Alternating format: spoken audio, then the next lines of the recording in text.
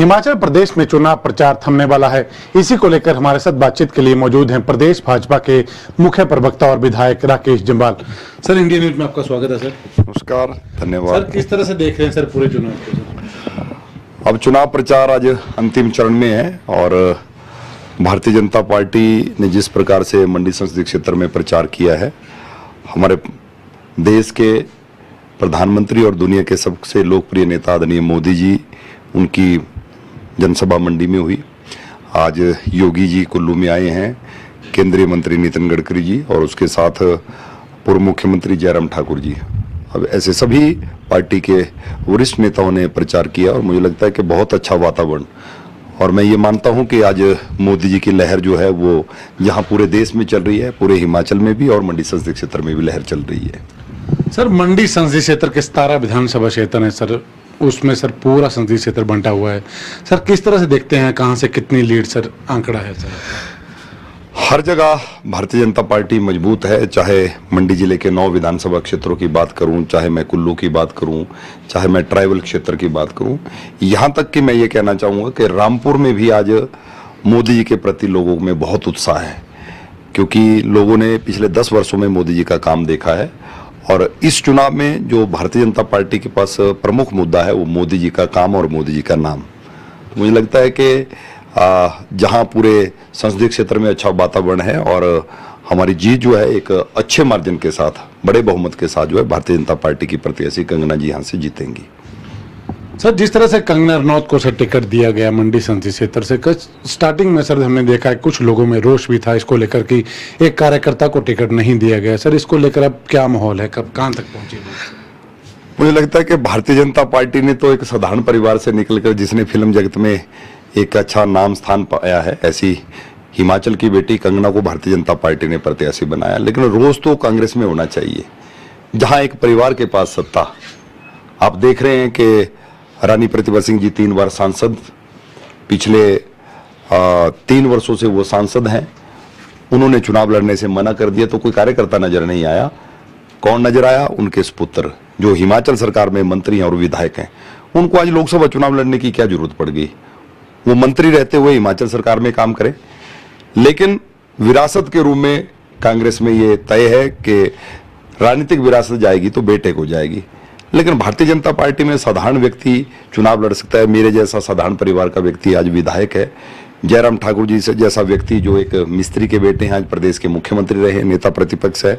चाय बेचने वाले नरेंद्र मोदी जी आज देश के प्रधानमंत्री हैं। ये भारतीय जनता पार्टी में संभव है, कांग्रेस में सिर्फ बड़े परिवारों के ही लोग राजनीति में आगे आ सकते हैं। तो मुझे नहीं लगता कि कहीं पर भी ये बात सत्य है कि कुछ लोग टिकट के चाहवान भी होते हैं और डिजर्व भी करते हैं, लेकिन चुनाव तो एक ही को लड़ना होता है।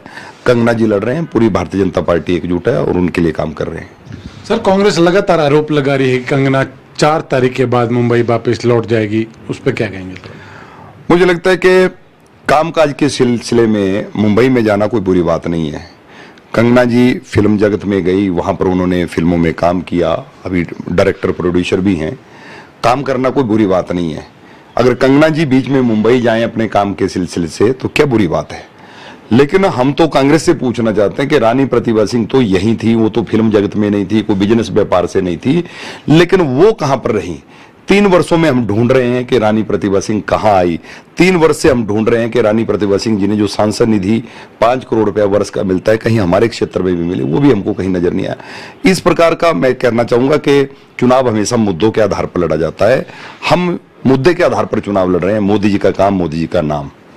2 बातें तय है कि मोदी जी ने जो 10 वर्षों में काम किया है और भारतीय जनता पार्टी ने तय किया है कि मोदी जी फिर से प्रधानमंत्री के हमारे कैंडिडेट हैं, तो स्वाभाविक तौर पर देश की जनता ने मन बनाया है। आज देश नहीं, ये पहला चुनाव हिंदुस्तान में ऐसा चुनाव हो रहा है जिसमें परिणाम अभी 4 तारीख को आएगा। पूरे देश ने, पूरी दुनिया ने मान लिया है कि देश की जनता के आशीर्वाद से फिर से मोदी जी प्रधानमंत्री बनने वाले हैं। सर, हिमाचल में 4 लोकसभा सीटें और 6 विधानसभा के उपचुनाव, सर इनको भी किस तरह से देखते हैं? विधानसभा के उपचुनाव, चारों लोकसभा की सीटें भारतीय जनता पार्टी जीत रही है। जैसा मैंने कहा कि आज जहां पूरे देश में मोदी जी की लहर है, वही हिमाचल प्रदेश में भी है। मोदी जी द्वारा हिमाचल प्रदेश में किए गए काम चाहे वो रोहतांग अटल टनल हो, चाहे all India institute of medical sciences हो, चाहे वो 4 लेन हो, चाहे वो बल्क ड्रग फार्मा हो, ऐसे बहुत से काम जिनका जिक्र करना शुरू करूंगा तो बहुत समय लगेगा। तो चारों लोकसभा की सीटों में भारतीय जनता पार्टी अच्छे बहुमत के साथ चारों सीटें जीतेगी और 6 विधानसभा के जो उपचुनाव हो रहे हैं उनमें भी भारतीय जनता पार्टी 6 की 6 सीटें जीतेगी और उसके बाद 4 तारीख को परिणाम आएगा, जहां दिल्ली में मोदी जी प्रधानमंत्री बनेंगे, वहीं शिमला में भी सत्ता परिवर्तन होगा और शिमला में भाजपा की सरकार बनेगी। सर, हमने पूरे चुनाव प्रचार में देखा है सर, मुद्दों पे सर यहाँ पे बात नहीं हुई, दोनों ही प्रत्याशियों द्वारा सर एक दूसरे पर व्यक्तिगत टिप्पणियां सर लगातार की गई। सर किस तरह से देखते हैं सर इन बातों को आप?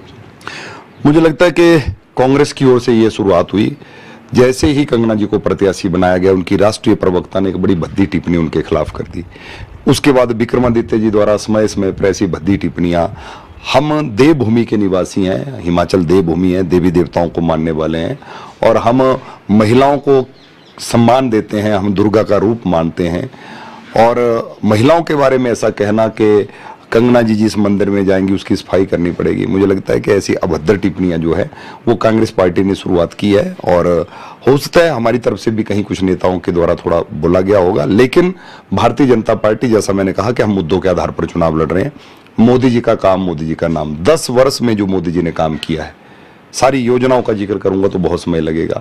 मोदी जी ने आज देश की जो पहचान दुनिया में बनाई है, मोदी जी ने आज हमारी अर्थव्यवस्था जो 11वें नंबर पर थी आज 5वें नंबर पर आई है, विकसित भारत बनाने का संकल्प मोदी जी ने लिया है, ये सारे मुद्दे हैं और आज एक मजबूत नेतृत्व इस देश को मिला है नरेंद्र मोदी जी के रूप में और पूरे देश की जनता का मन है कि हम नरेंद्र मोदी को फिर तीसरी बार देश का प्रधानमंत्री बनाएंगे। सर, इंडियन न्यूज़ से आपने बातचीत की सर, धन्यवाद। बहुत बहुत धन्यवाद, नमस्कार। भाई हमारे साथ मौजूद थे राकेश जम्वाल। इनका ये कहना है कि हिमाचल प्रदेश में चारों लोकसभा सीटों के साथ विधानसभा उपचुनाव में भी भारतीय जनता पार्टी जीत हासिल करेगी और 4 जून को केंद्र के साथ हिमाचल प्रदेश में भी भारतीय जनता पार्टी की सरकार बनेगी।